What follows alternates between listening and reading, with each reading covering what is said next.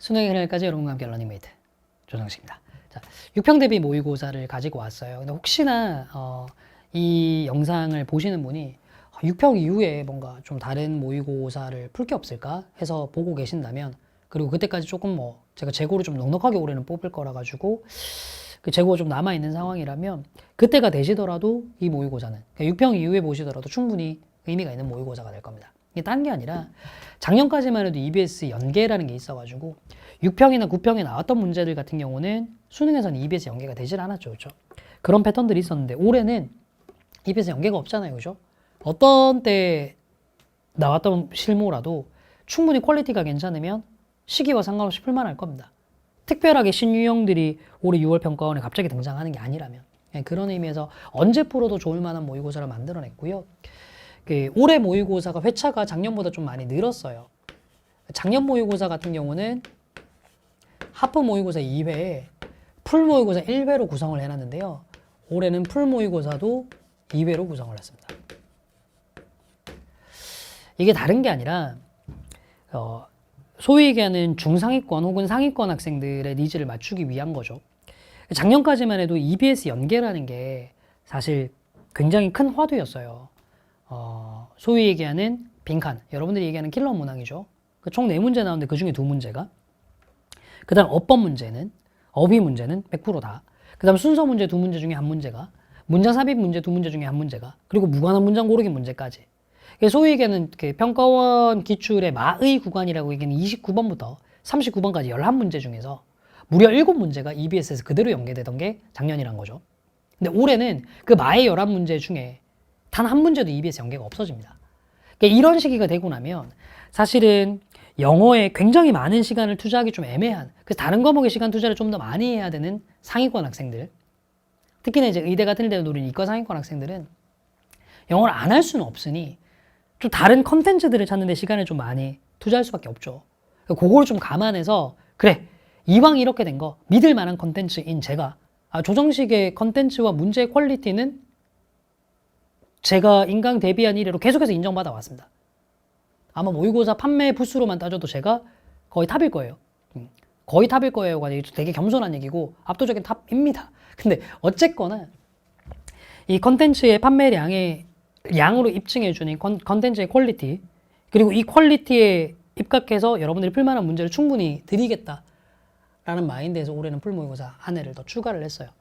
그래서 지금 이제 문제 구성도 좀 어떻게 해놨냐면, 하프 모의고사 같은 경우에 작년까지만 해도 EBS 연계 외에 비연계 문제를 조금 많이 드리겠다라는 좀 취지를 좀 많이 실었는데, 올해는 그런 거 없이 양질의 그냥 여러분들이 어려워하는, 방금 전에 얘기했던 29번에서 39번까지 해당하는 유형을 많이 담겠다는 생각으로 하프 모의고사의 구성을 어떻게 해놨냐면요.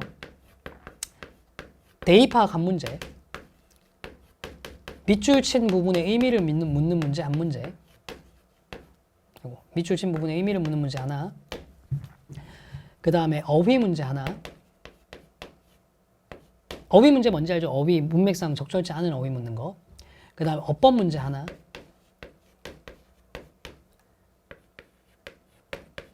빈칸 4문항, 순서 2문항, 문장 삽입 2문항, 그리고 장문 독해. 이게 사실은 2문항짜리가 한 세트죠. 그죠? 요렇게 해가지고 제가 문제 수를 맞췄습니다. 총 14문제입니다. 됐죠?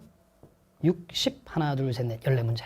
그래서 원래 독해 문제가 모의고사에서 28문제 나오는데 그 중에 절반을 잘라서, 자를 때 애초에 소위 얘기하는 모의고사를 풀다 보면은 상위권 학생들은, 여기서 제가 얘기하는 상위권을 조금 나이브하게 좀 넓게 잡은 거예요. 3등급 후반대, 한 70점대 후반 정도만 나오는 학생들이라 하더라도 크게 잘 안 틀리는 유형들이 있죠.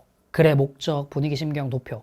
요런 패턴들은 좀 빼고 난 다음에 제가 일부러 조금 넣어놨습니다. 그래서 요거는 문제를 풀 때 제가 조금 팁을 좀 드리고 싶은 게요. 문제를 풀 때 시간 측정을 하지 마세요.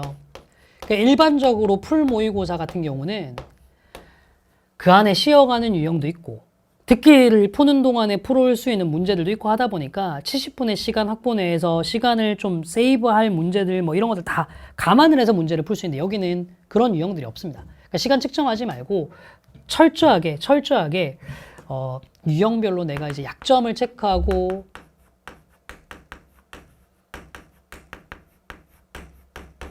그 다음에 문제를 푸는 용도로 엔제처럼 활용을 좀 해주셨으면 좋겠습니다. 풀모의고사 이외는 그냥 평가원과 동일한 비율, 평가원 동일하게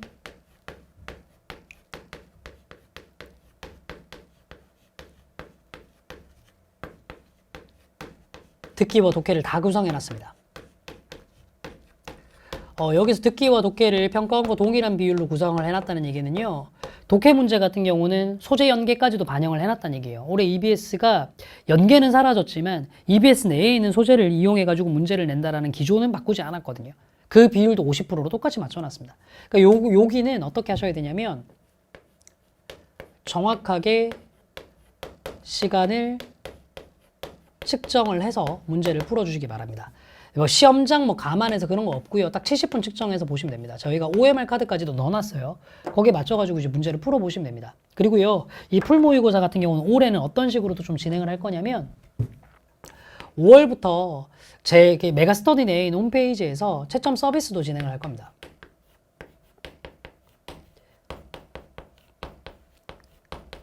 이 채점 서비스 제공이라는 건요, 여러분들이 평가원 모의고사를 치고 난 다음에 메가스터디에서 볼 수 있는 많은 서비스들을 똑같이 활용할 수 있도록 해드린다는 겁니다. 그러니까 정답을 입력했을 때 여러분들의 점수가 기록되는 건 물론이거니와 다른 학생들의 전체적인 정답률을 통해 가지고 각 문항별 정답률과 오답률, 선지별 선택 비율까지도 다 보여드릴 수 있도록 프로그램을 좀 구성을 해놨어요. 그래서 풀모의고사 같은 경우는 문제를 푼 다음에 이거 반드시 활용을 해주시면 좋을 것 같아요. 꼭 활용을 해주세요.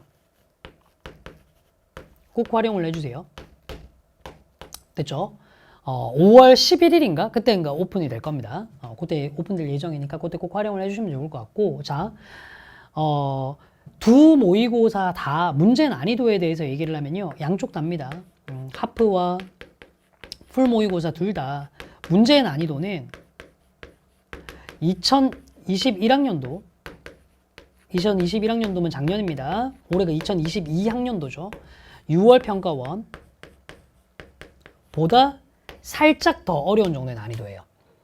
이게 이제 어쩔 수 없는 게 집에서 모의고사를 풀거나 독서실에서 모의고사를 풀다 보면 그 평가원 모의고사 특유의 그 긴장감이나 뭐 어떤 스트레스 요인들이 확실히 좀 떨어지다 보니까요. 좀 평소보다 좀 쉽게 느껴져요. 같은 난이도의 시험일 때. 그런 걸 감안해서 약간 더 난이도를 높여놨습니다. 됐죠? 요거 조금 감안해 주시면 좋을 것 같고, 강좌의 구성에 대해서 제가 얘기를 좀 하면서 전체적인 OT를 마무리를 좀 하면 될 것 같네요. 자, 강좌는요, 하프 모의 각 1회, 그 다음에 풀 모의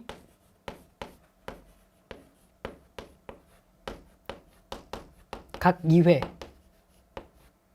됐죠? 그래서 총 6강으로 이루어져 있습니다. 총 6강짜리 강좌고요. 여기에 플러스로요, 제가 시험 바로 전주 5월 27일인 걸로 알고 있습니다. 라이브 강의를 진행을 할 겁니다. 이 라이브 해설 강의는요, 아까 제가 말씀드렸던 풀모의고사의 채점 서비스를 기반으로 해서 채점 서비스 기반으로 여러분들이 좀 놓치고 있는 부분에 대한 분석과 시험장에서 주의해야 될 사항, 이것들을 중심으로 조금 진행을 할 겁니다. 됐죠?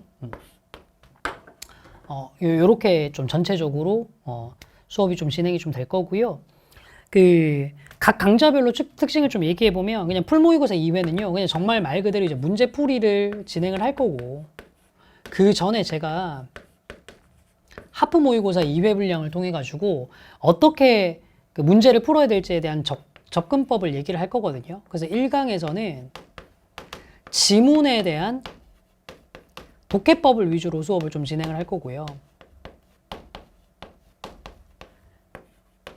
2강에서 소위 얘기하는 유형별 풀이법, 빈칸 문제는 이렇게 풀어라, 대입학은 이렇게 풀어라 라는 얘기들을 좀 진행을 좀 해드릴 거예요. 그래서 풀모의고사 각 2회를 만 그냥 해설을 듣기 전에 제 강좌를 이전에 딴 데서 들어보신 적이 없다면 1강과 2강을 좀 들어보시면 제 전체 강의를 좀 압축해서 아 얘는 글을 이렇게 읽고 이런 걸 바탕으로 해서 문제 유형별로 이렇게 접근하는구나를 알기 참 좋으실 것 같아요. 제가 이제 지금까지 모의고사의 실제 구성, 그래서 요걸 통해서 이제 독학하실 분들은 이런 식으로 공부를 해라 라는 것까지 말씀을 좀 드렸고, 강의를 활용하실 분들은 강의가 이렇게 진행된다는 것까지 말씀을 좀 드렸어요. 요거 참고하셔서 나는 모의고사만 구매해서 문제를 풀면 될지, 강의까지를 참고해야 될지 본인이 좀 판단을 해주시기 바랍니다. 저야 당연히 문제도 풀어보고 강의도 들어보는 게 베스트라고 생각을 하겠지만, 아무래도 이제 영어라는 과목이 절평이다 보니 어느 정도의 시간을 할애할 수 있는지는 본인이 판단할 수 있는 거잖아요. 각각 어디에 초점을 맞춰야 될지 본인이 조금 판단을 해보시기 바라고요.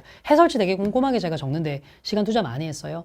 단순하게 이제 문제 적고 해석 적고 뭐 답만 체크하는 게 아니라 해설도 풍부하게, 그리고 여러분들이 자주 고를 만한 오답 선지에 대한 분석 같은 것들도 나름대로 다 해놨으니까 뭐 독학을 하더라도 어느 정도 도움은 좀 되실 겁니다. 됐죠?